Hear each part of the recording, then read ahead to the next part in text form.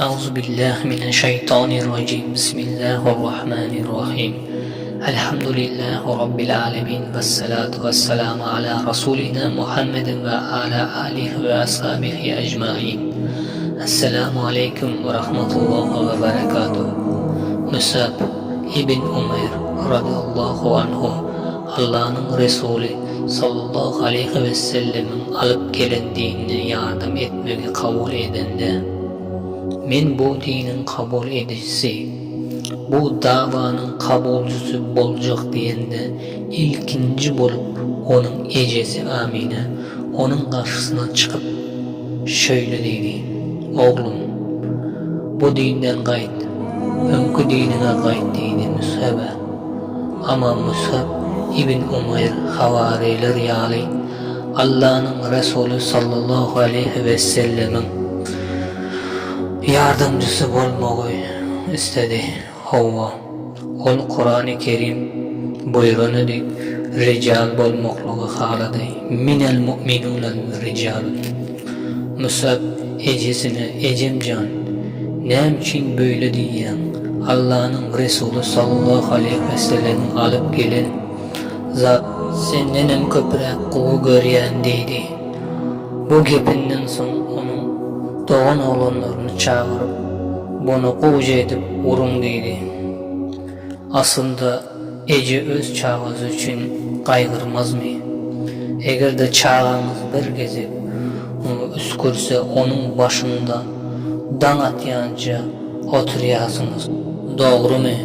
Çağımız bir zatlar bolmasın deyip ama bir ine öz çağasını vurmağa ne edip ruhsat veriyor. Sizlere öz köçe dilimde aydan olsam öncelikle benim bu aydan geplerimden ülkelemem. Musab ibn Umayr Allah'ın dinine yardım etmeye isteyenliği için onu köpek yağlayı ordular. Sonra ecesi karşısına çıkıp şöyle dedi: bu yolundan kayıttın mı? Musab ibn Umayr şöyle dedi: yok ece, hiç kaçan kayıtmadım. Hiç kaçan kayıtacak değil. Hiç kaçan senin dinine kayıtacak değil. Men bu işi Allah'ın Resulü sallallahu aleyhi ve sellemin yanında başladım ve onun yanında bitireceğim dedi. Mana şu cayda gelin, Musab ibn Umayr kim bolandığı bir nazar taşlayın. O kişinin kim bolandığına bir bakalım. Onun maşgalası ne hiliydi? Olur Mekke'nin en gözü görünen insanlarından juda bay, Mekke'nin gözü görünenlerindendi. Onun ece ervet ordurdu, korkuzup gördü. Ama Musab ibn Umayr Allah'ın Resulü sallallahu aleyhi ve sellemin yardımcısı bolmaklıktan onu vazgeçiremediler.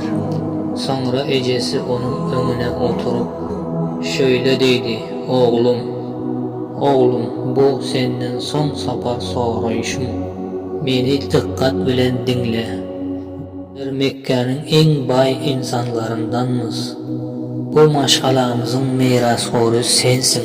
Ama sen bu yolundan kayıtmasan, sana degişli bolan hemme zadı alıp koyacak ve mirastan sana bir tengi hem verecek değil.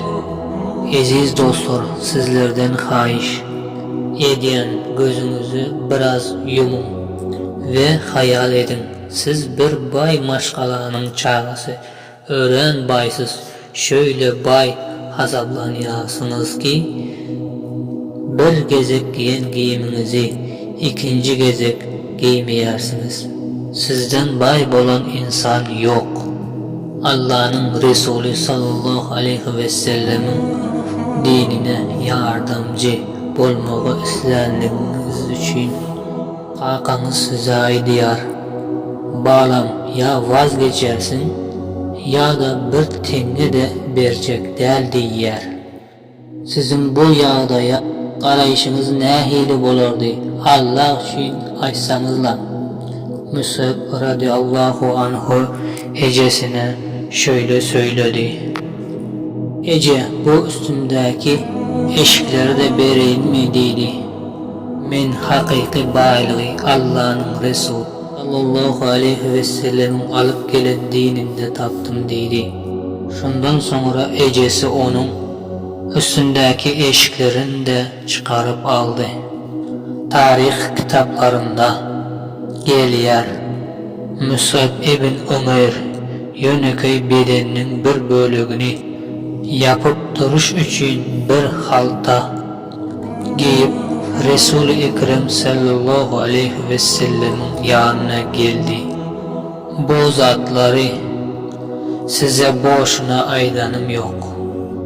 Öncelikle özüme, sonra size nasihat bulması için aydayan Allah Teala öz dinine mana şunun yali münasebette bolanlara öz nüsretinin vadasını beriyer.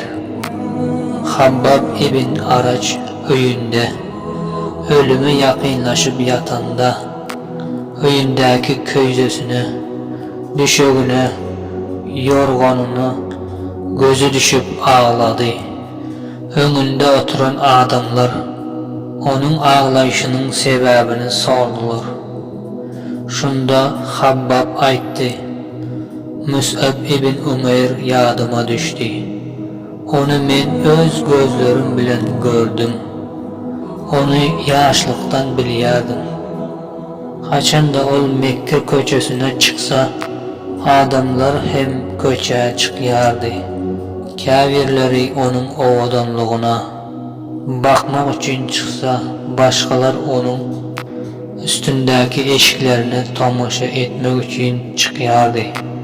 Çünkü Mus'ab ibn Umeyr şunun yağlı eşikleri giyerdi ki ol giyen eşiklerin matası başka kaydıp Mekke'ye gelmeyerdi. Şunun için hem onu görmeyi isteyerdi. Habbab ibn Araç ağladı. Bir gezip giyen eşigini başka giymeyen Mus'ab Uhud günü şehit bolanda üstündeki eşiklerini alıp başına çeksek ayağı açılıp kalıyordu. Ayağını çeksek başı açık kalıyordu. Canım elinde bolan zada kasım ki men Allah'tan korkyan. Korkum şudur. Allah bize mükafatını bu dünyada bu matahlar bilen berip koymadı mı? Ahirete vereceğini hem bu dünyada berip koymadı mı? Mus'ab ibn Umeyr bir giyen eşiğini başka giymeyen Mus'ab Allah'ın Resulü sallallahu aleyhi ve sellemin dinine yardımcı bulunmağı istendiği için üstü ot olanlar bilen caylanan Mus'ab canım elinde bolan zada kasam ki Fatih böyle ansat verilmeyer. Fatih İslam devleti demektir. Reşit bir halife demektir. Resul-i Ekrem sallallahu aleyhi ve sellemin bayrakları kafir devletlerinin üstünde parlap duruşu demektir. Bu ise Sa'd ibn Muaz demektir. Allah Teala'nın dininin ansarı bolmak demektir. Ansar bolmaklık ise Mus'ab ibn Umeyr demektir.